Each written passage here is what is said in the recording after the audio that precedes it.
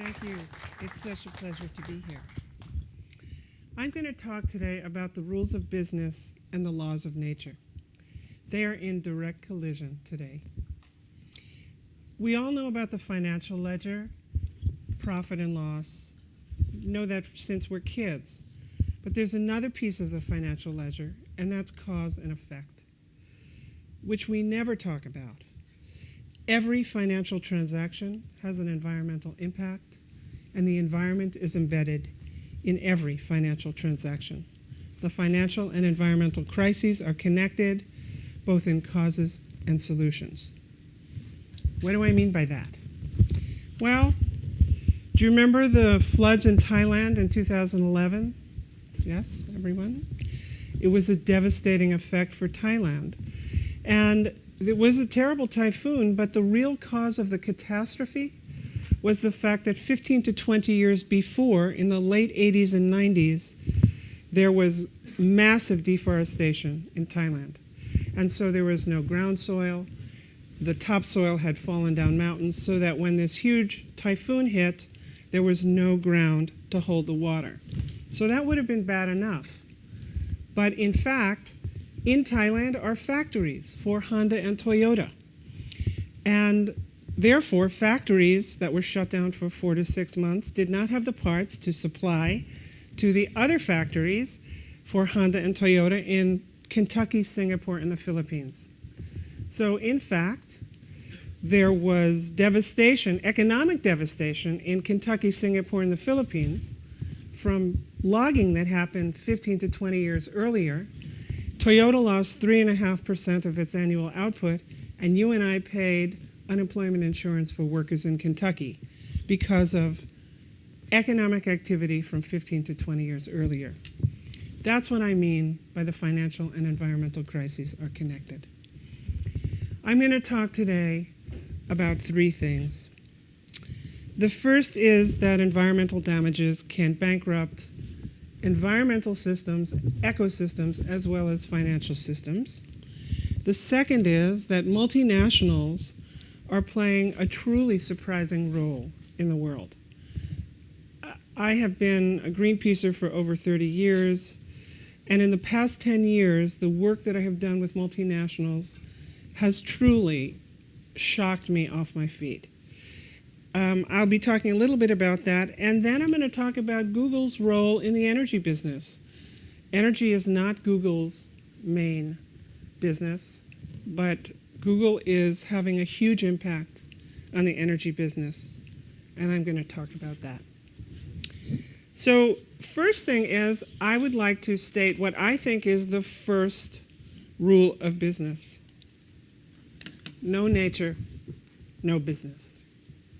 There's a growing understanding of this in all businesses. This is the other change in the weather.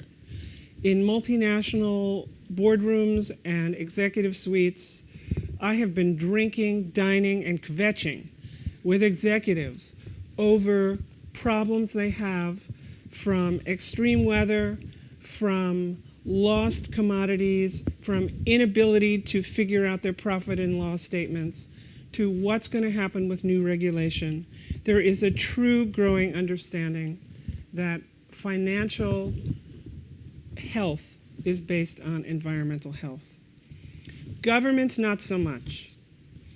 The corporations are surprisingly way ahead of the governments, but the governments, for the most part, are not connecting Hurricanes Sandy, Katrina, and Irene with a lack of good mass transit or renewable energy systems. This is where the financial and environmental crises have not been connected in the minds of government.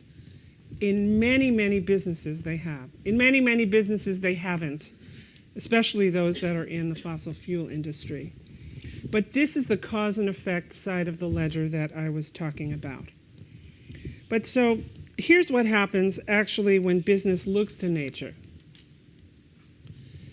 Makani Power, some of you here probably know, was recently bought by Google a few weeks ago. It is the most advanced wind power technology. It's in prototype now, and it functions like a kite. So It's tethered to the ground, and high above the air, the wind turbines can move, and high above the air, over offshore where there are no Kennedys to tell you cannot build an offshore wind plant.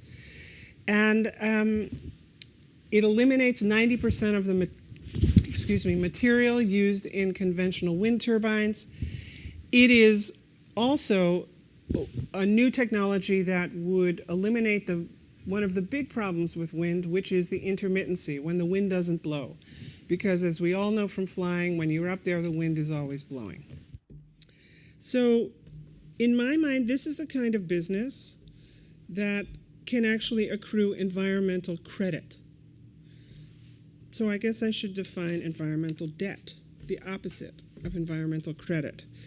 It's the polluting and damaging actions that cost other people real money, like those foresters, those deforestation in Thailand from 20 years ago.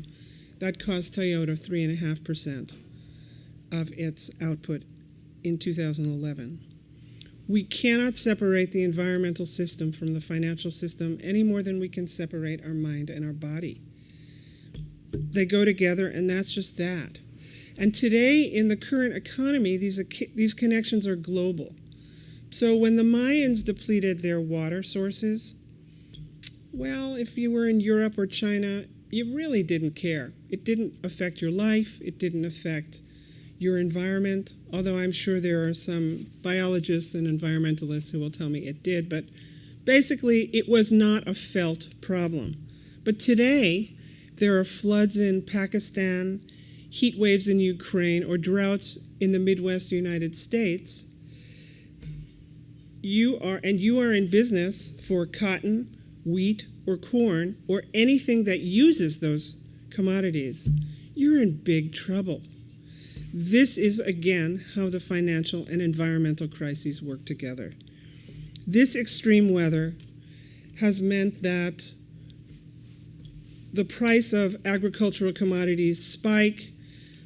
If you're trying to sell pizza or pasta or beef, you have trouble figuring out your profit and loss. And if you're in business and you can't predict reasonably your profit and loss, you have some big problems. So in our own backyard, another multinational corporation, Bloomberg, summed up Hurricane Sandy, I think, rather nicely. And this is, again, another multinational corporation speaking up very clearly. And the question is, would you rather invest in a renewable grid and mass transit or spend $100 billion on recovery this year, and probably again in 3 years, and probably again in 7 years? If not in New York, in Miami, in Atlanta, in San Diego. These storms will be more and more frequent, and this money, it is good money going after bad. Unless we spend our money wisely to prevent this kind of extreme weather from being legacy for not only the next generation, which it will be, but prevent it from stopping one generation hence, we will continue to bankrupt ourselves, both financially and environmentally. And as I said, I'm going to be talking about multinationals. Here's another one, Puma. Puma's CEO, Jochen Zeitz, decided he wanted to figure out what was the real cost of Puma's business regarding environmental damages. And so he worked with PricewaterhouseCoopers and TrueCost, which is a small boutique firm, and developed what they called an environmental profit and loss. So what the hell is an environmental profit and loss? You never heard of it because it's never been done before. They measured water use, greenhouse gas, land use, air pollution, waste, and to their best estimates, it came to $193 million for Puma. So obviously that's an estimate and quite an imperfect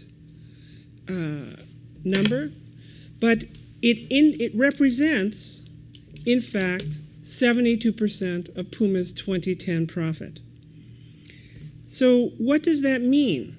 It means that if Puma were to have spent money to either prevent those damages or paid for those damages, every other company in the sportswear sector would have made more money. The biggest polluter would make the biggest profit. But Puma, God bless them, they didn't just wilt from this, they doubled down. And now they're doing another environmental profit and loss, trying to quantify the numbers better. Again, doing it with PricewaterhouseCoopers and taking the lesson learned from the first one and doubling down. The parent company, which owns Stella McCartney, Gucci, Yves Saint Laurent, is going to do an environmental profit and loss across the whole multinational. There are other multinationals embarking on a similar kind of metric. And why are these metrics important? Well, PepsiCo did something amazing. They built a factory in Arizona a few years ago, and in that factory they created technical, creative engineering like almost no factory has seen. It was near net zero, energy waste, and water. Really spectacular improvements. And when the engineer who led this development was talking to me about it, I was suitably admiring because it was pretty extraordinary. And I said, so now you're going to deploy these in all your factories globally, and then you're going to share this technology with others. He said, well, actually, I think we'd be happy to share this, and we cannot deploy all of it because if we did, it would be very expensive, and it would jack up our short-term losses. Within 5 years, we would have short-term gains from it and short-term benefits. Long-term, medium-term, 5 years is medium-term. We would have medium-term benefits from it on all of our expenses, but in the short term, we would have to spend too much money, so we were going to pick and choose what we will deploy. So the other thing he said is that when waste costs what it should cost, we'll do everything. When water costs what it should cost, we'll do everything. When energy costs what it should cost, we'll do everything. This is a case of a company wanting to doing fantastic work, and because of the rules of business, being unable to deploy their fantastic technologies globally. These rules got to change. Just a few more metrics. In 2008, KPMG, another huge financial service firm, measured the cost of environmental damage caused by the 3,000 largest public companies. $2.15 trillion. Why is that important that they did this? Well, they had the courage, number one, to antagonize a lot of their clients. Just as Price Waterhouse developing a environmental profit and loss for Puma has clients who are going, whoa, not sure we want to have this out in the world. You think KPMG's clients are also happy that they have measured the true cost of environmental damage? This is a contributor to a public conversation on changing the rules of business. And it is a huge piece of global economic activity. China measured the cost of its environmental damages at 3.5% of its GDP. So that's what they said it was. Anyone want to guess what it really was? Maybe. I don't know. It wasn't 3.5% to be sure. Pakistan measured it at 6%, Colombia at 3.7%. The World Bank has measured many countries in Africa. These damages are real money paid by real people, real businesses, real taxpayers, real families, real school systems, real water systems. This is real money. So it just shows that all money is not created equal. If 3.5% of your GDP is from environmental damages, that's not money you want to be spending. It's not good money. Google and Facebook are actually working in this realm, in the energy realm. Obviously, Google as I said before, is a huge player in energy. I'm sure most of you know this. Facebook is now moving into the field also. And you have the option to open coal-fired energy centers, data centers, everywhere you go. But I think that your company has an understanding that these short-term profits are not going to be as valuable as the long-term value created by developing new renewable energy systems. Google at this point has about over $1 billion invested in renewable energy. So how important is long-term value? Who to say it better but Captain Kirk and Mr. Spock? This quote is from the movie, the fourth Star Trek movie, the one about the whales. I presume you all saw it a few times on an airplane, but I think one of the reasons that we love Star Trek so much, most of us do at least, is that within Star Trek, their ambition, which is extraordinary, is only as strong as their humility. Their humility towards the laws of nature, their humility towards biodiversity. They're even like the biodiversity of aliens. I think that our work is to connect the deepest ambition, the most profound ambition, Google-size ambition, with total humility towards the laws of nature. Then we will have a good cohesion of the laws of nature and the rules of business. Sticking with the Star Trek analogy, I have chosen to create what I would call the new Prime Directives. So I call it the Nature Means Business framework. The first one is pollution can no longer be free.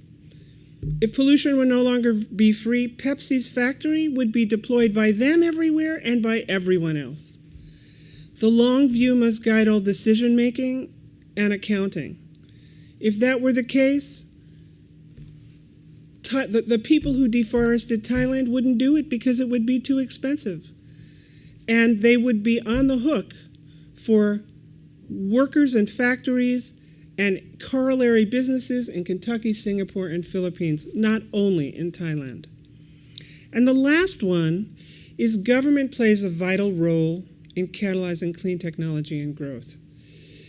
In the 1970s and 80s in the US, Japan was clobbering the new microchip industry.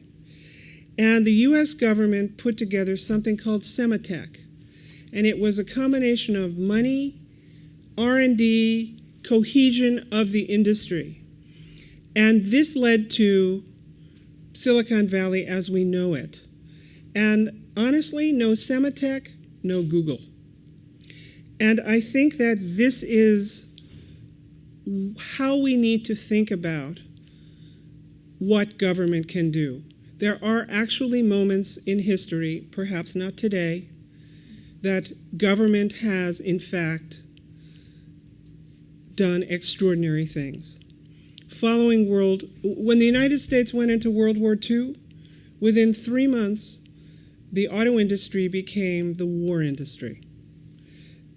I am not recommending doing that today at all, but when it is necessary and there are emergencies, there are things government that can do, things that government can do that can change the world.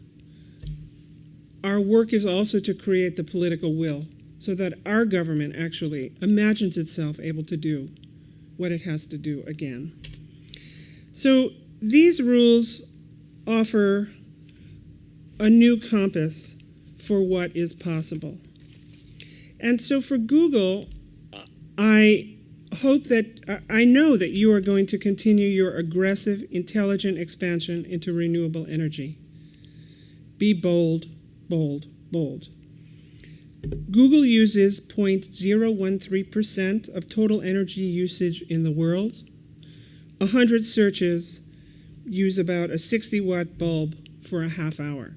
I don't know about you, but 100 searches I could do in 7 minutes.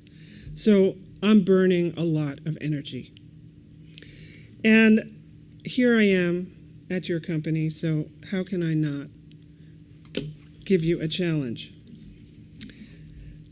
I challenge Google, actually, to join with competitors, collaborators, clients, schools, governments, to lead a surge of energy conservation.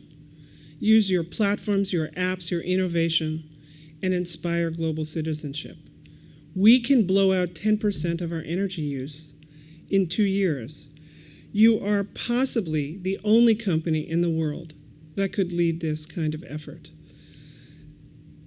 All of us. You are a verb, for God's sake. We can add to the meaning of what it means to Google something. To Google something could mean to conserve energy, not just to use energy. I'm sure that there are technological whizzes and engineers in this room, and artists that you work with, and competitors who you probably don't work with, who would want to do something like this. And on your platforms, you could encourage the world to eliminate 10% of our use. I think that this is possible, and you can do this. Imagine that you are working for a company that has the power to do this. That's extraordinary. So I challenge you to please do this. I think that we know that we have to make a radical transformation so that our environmental debt does not become irreconcilable. If the oceans fail, which they might, this debt becomes irreconcilable. As I hope that I've shown you, nothing except for nature can transform the world as swiftly as can business, for better or for worse. Business must act audaciously to cohere the rules of business with the laws of nature. Thank you.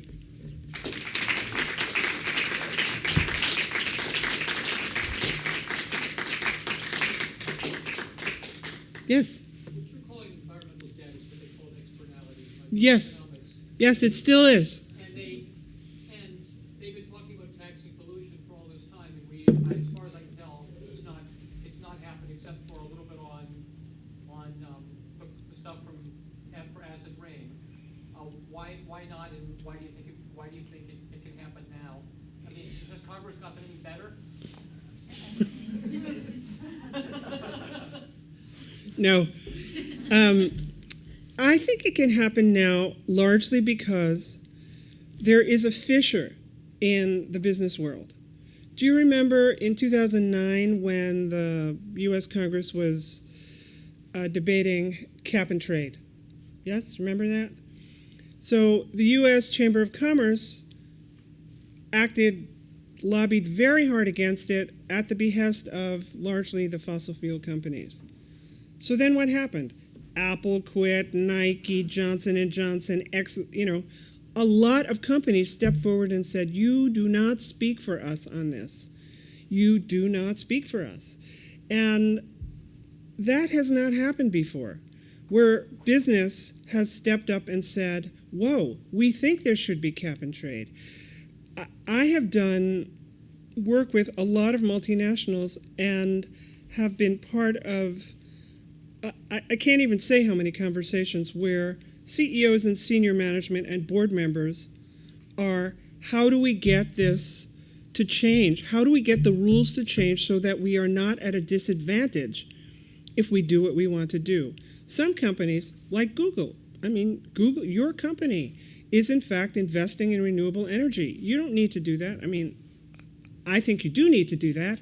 But you are one of those companies that has enough money, enough power, enough market share, you can do it. But other companies that are also big, iconic companies do not have that freedom. So I think that the first reason why I think it's possible is that there are big companies ready to step up and say, we're ready to pay, we're ready to change. This cannot continue because we're not going to have access to water or energy as we need. That's the most optimistic thing that I have seen. And, you know, in the president's climate change speech a few weeks ago, he said we want to start measuring the social cost of carbon. And, you know, I hope that he's not talking about a 10-year blue ribbon commission, because you don't have to go very far. You know, go to Hurricane Sandy in our backyard. That's the social cost of carbon. So yes, it is the same as externalities, except externalities is a big old concept, and environmental debt, I hope, will become part of public conversation about our debt. I don't want to pay $100 billion of taxpayer money to clean up extreme weather, or another $100 billion to clean up flood insurance and crop insurance. The more people understand how our debt and our very foolhardy environmental actions are connected, the faster and stronger we have the possibility of making this change. So that's why I'm optimistic. So can you use that mic so it's recorded? Thank you. How do you feel about working with developing nations who said, you know, sure, you got developed polluting, and now it's our turn to develop, and you're telling us no? And that's also often where the most cost-effective interventions are. Well, I think, you know, something very interesting happened recently. I was working for many, many years with Greenpeace on refrigerants. And HFCs, which are the most common refrigerant, are also thousands of times more potent than CO2, and a growing terrible wedge in the greenhouse gas emission load of the world. And China was always fighting against the changes to the rules regarding those chemicals. And about 6 weeks ago or 2 months ago, China and the United States agreed for the first time in climate talks that China will join the U.S. in trying to eliminate these chemicals. So I'm, of course, working with 400 corporations who have committed to eliminate these chemicals. But so, as I've said, the corporations have led, and now the governments feel that it's safe to move in. I think that it is a hugely difficult situation where if everyone in this room never bought anything again, we'd probably be fine. But if people in Brazil or Ghana or China or India want to buy a hairdryer or a house or a refrigerator for the first time, or whatever it might be, who are we to say? Well, you know, really don't. It is not appropriate for us to say.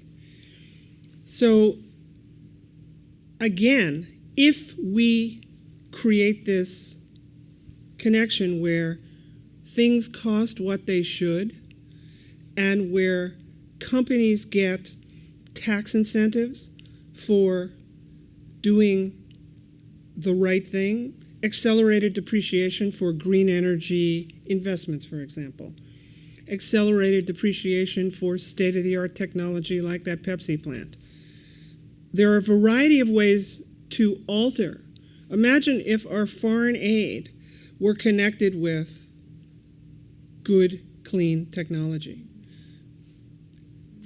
I think that the only way to realistically deal with this is for those of us in the wealthy world, who are wealthy like we are, step up and say, okay, I get that I've lived like the king of Egypt for a long time for really cheaply and have caused huge problems globally. I get that I have to pay. And I think that this is also, though, where a Google platform that shows we can save, because in addition to paying new costs, I think there are savings to be had. And I think that we don't think about them yet. And when we do that, the entire course of what things cost is going to change. And that's going to happen that should happen over the next 10 years. Not so that the world goes into total cataclysmic economic shock, but so that the world moves into an economy where the laws of business and the rules of nature, the laws of nature and the rules of business live together. That's the only way to solve this. Hey. Hi. So, love the premise, love the solutions, and I think that this is like a larger systemic issue that requires lots of leverage points into the system, one being changing the rules, changing policy from the governmental side and larger international bodies. But also a lot of this reminds me of sort of a larger movement in triple bottom line businesses, Yep, certified absolutely. B corporations, Yes. Green Yep. Business for America, things like that. And I'm wondering if you can comment on that and how that might play a larger role. It seems to be something that's happening for the last 20 years and only Yes. now starting to get a larger acceleration. I think that. Start by defining some of those terms. Oh, yeah, sorry. Do you want to do it, or you want me to? I'll give it a quick shot. So the one that I'm most familiar with, because we're working with B Lab, which is in Philadelphia, they certify businesses just like you would for a fair trade label or organic label, but these businesses hit certain criteria for environmental stewardship, governance structure, how they treat their employees, things like that. And as a result, it's mainly intended as a market identifier to say, hey, this is not greenwashing. This is a company that's actually putting its money and actions where its mouth is. But then also, and so consumers can react to that. But they're also looking at legislation so that instead of becoming an LLC or an incorporation, you can become a benefit corporation, which has in its legal charter, hey, we're going to stick to these environmental and social constraints. And triple bottom line is Yeah. the three bottom lines are people, planet, profits. And there is a movement similar to B Corp. In fact, probably many of the B Corps are ascribed to the triple bottom line. I think that this is a movement like the organic food movement, which has now become a mainstream movement and is a large piece of, it's not a large piece, but it is a growing and significant piece in the world's food supply. I think that, I've had a lot of conversations like this, especially with my Greenpeace colleagues, where I'm off working with multinationals and come back to meetings, and you can imagine the conversations. But so I think that this is fantastic. It's a fantastic movement, and it is the root of change. And I think one of the things I have in my book is a list of companies that started like that are now owned by large multinationals. So Ben & Jerry's is owned by Unilever, Naked Juice is owned by Pepsi, Odwalla is owned by Coca-Cola, Kashi is by Kellogg's. I could have gotten some of those wrong. I apologize if I did, but it's essentially exactly those kinds of companies are being bought by large multinationals. So in some cases, I'm sure you can ascribe motives that are very tough to why these companies bought them. But on the other hand, my experience is that in some cases, the knowledge of these on-the-ground, long-time, organic, healthy businesses is actually flowing up into the big parent company. Not all the time, but more than you would think. And I think one of the examples of why this is I think it's great, and Walmart is got this huge environmental initiative and has committed to buying $1 billion from small and medium-sized farming, and is now the largest seller of organic milk and cotton and other commodities in the U.S., maybe in the world, actually. Walmart has committed $1 billion to these farms.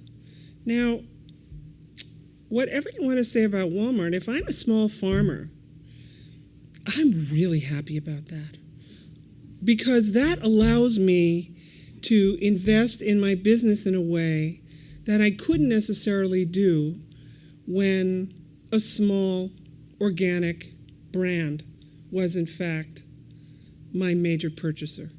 So I think that we need it all. I mean, we have so many issues to address, as you said, from every kind of entry point.